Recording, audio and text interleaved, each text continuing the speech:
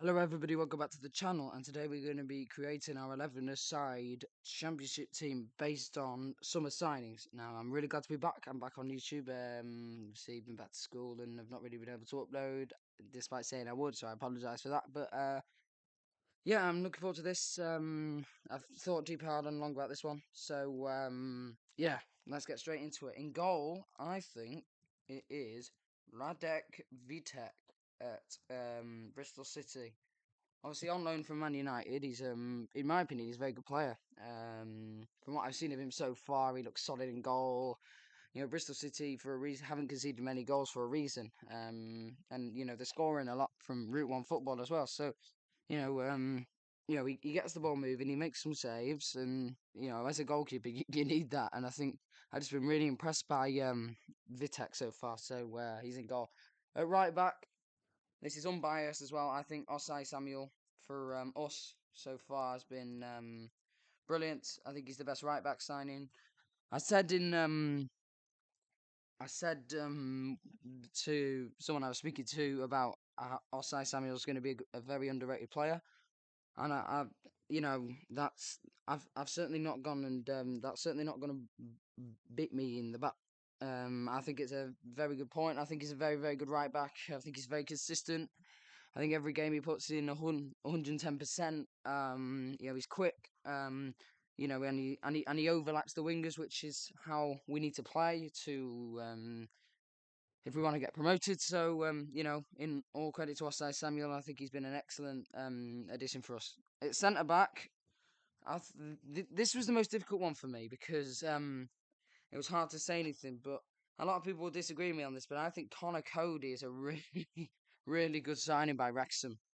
Obviously, I'm going to make a separate video in a few days about Wrexham and their summer business, but I think Connor Cody's been a really astute piece of business by Wrexham. I think a lot of people are underestimating him all because he's an older player and he's not, what he used to be, etc., etc. But from what I've seen of him so far, as I say, you know, he's been he's been one of Wrexham's best players. I know Wrexham haven't had the best start to the season as what they would want, but I think Connor Cody's been, a superb bit of business by Wrexham, and I think he's captain material. I don't think is he captain at the moment. I don't know. Wrexham fans, let me know in the comments. But yeah, I'm impressed that Wrexham managed to pull that off. And in all fairness, they're in a good position to thrive this season.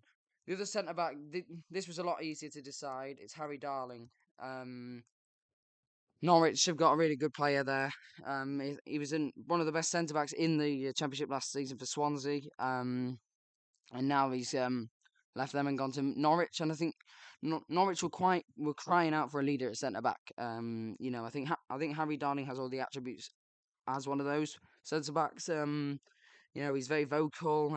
He gets stuck in. He's all, as I say, like Osai Samuel, gives it 110%. And I think that was a really good signing by Norwich at the level that he was playing. So, can't say anything else.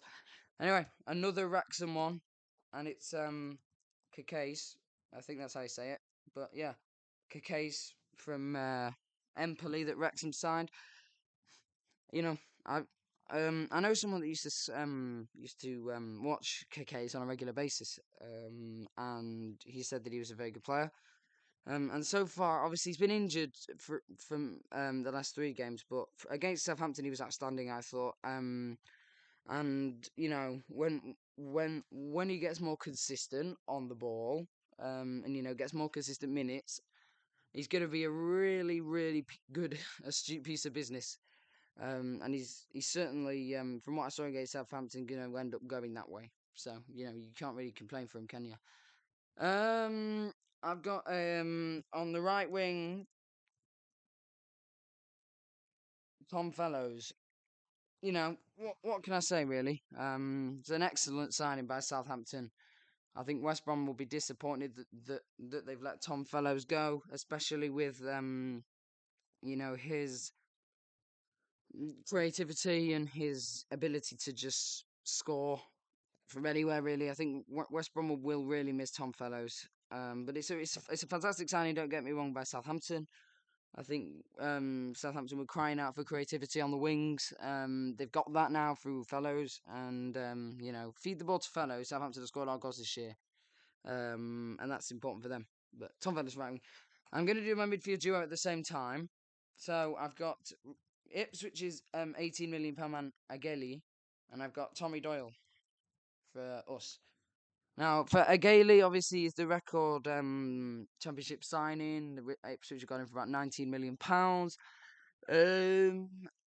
It's a big risk that they're taking. I'll say that. I think he's a teenager. For that price, I think they've overpaid.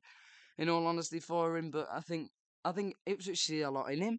I'm looking forward to seeing him play because obviously Ipswich haven't had a good start to the season, and you know, I think if they can really get the best out of Ageli, then Ageli's going to be a hell of a player in this league. From what I saw of him on video, I think he looks a player, but they've overpaid. But I think you have to include him in the list because it shows you the ambition that Ipswich have, and once Ipswich get it right, they'll be fine. Tommy Doyle, I don't know how we pulled that off. I will never understand how we pulled that off. I think he's far too good for the championship, and yet he's not starting for us at the moment. But I think Tommy Doyle will end up starting on a regular basis. I think he's a fantastic player. He's shown that for Wolves. I'm surprised Wolves let him go as well, to us especially. But I think you can't really deny his ability. I think he's an excellent player, and he's gonna once he starts starting for us regularly, he's gonna be one of the better players in the championship. Yeah, on a left wing. Now I didn't really dive into which player was playing in each position because it was a bit of a you know a bit of a con because there's a lot of players that you can really pick for that position. But I am going to put him on the left, despite him not really being a left winger. But I've already chosen two strikers that are far better than him. But it's Kelman at Charlton.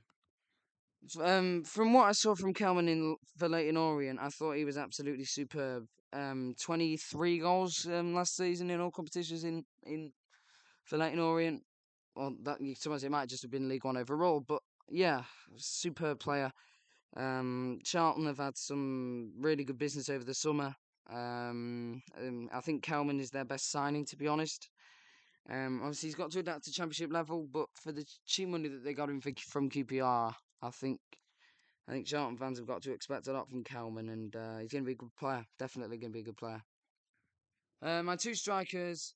My first one is Norwich pulling off the signing of Marius Kvistgarden from Brondby in Denmark, if I could spell it right, for God's sake. Yeah, to be honest, I didn't know a lot about Kvistgarden, but I saw his stats, and his stats are insane. I think this is a very, very good signing for Championship level. And Norwich, have done really well with their business this year. I think Liam Manning coming in, and obviously having Harry Darling and having Kvistgarden. I think both of those signings are absolutely outstanding. Once Norwich start playing and getting it right, I think they'll be fine. 100% they will be fine. But Chris Gardner, he's going to guarantee he's going to score any goals and stuff like that. But yeah, it is what it is. And the final striker, I don't think it's a surprise what I'm going to say here. Really, once he gets going, I think he's going to be the best in the league. It is Kyogo Furuhashi, if I can spell it. Kyogo Furuhashi. It's in our second striker position because this I think was the one. I think this was the best signing in the championship over the summer. I think obviously I said Tommy Doyle was our best signing, but I think Kyogo tops it. I think the level of player that we've brought in for championship level is insane. He's not a championship level footballer. He's Premier League football. He's a Premier League ability footballer, definitely. But we've managed to pull it off. I think obviously he's not had a good start. He didn't have a good August, but we're struggling to create chances at the moment. I think once they feed Furuhashi right, he's going to be a proper player for us. And I think I've got to be honest. The quality of signings that some championship clubs have made this summer has been unbelievable. It's a fantastic league. It's a fantastic league. But yeah, as I say, that was an excellent video. I think obviously I'm a bit what do you call it? I'm a bit you know, I've forgotten the word now. Grammar kicking in. Got a bit of a stutter on this video, and I'm not really getting my words right, and I apologise for that. But yeah, I think that that's a spot on list, to be honest. I think it's been done well, and these championship signings are showing ambition. I think it's one of the best championship transfer windows ever, based on players that they're pulling in. But yes, thank you guys. It's great to be back, and I will see you in the next video. Thank you very much. Up the Blues.